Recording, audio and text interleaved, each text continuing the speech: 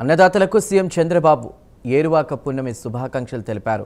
జ్యేష్ఠ శుద్ధ పౌర్ణమి నాడు రైతన్నలు భూమిని, పశు సంపదను పూజించి ప్రకృతితో అనుసంధానం అయ్యేటువంటి కార్యక్రమం ఏరువాక అని ఆయన తెలిపారు.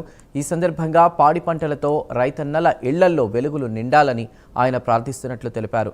ప్రకృతి సాగుతో పంటలు పండించి మన భూమిని, మన ఆరోగ్యాన్ని విషతుల్యం కాకుండా కాపాడుకుందామని పిలుపునిచ్చారు. ప్రభుత్వ సూచనలు, సలహాలు పాటిస్తూ రైతన్నలు సాగుతో సిరులు పండించాలని ఎక్స్ వేదికగా సీఎం చంద్రబాబు ఆకాంక్షించారు.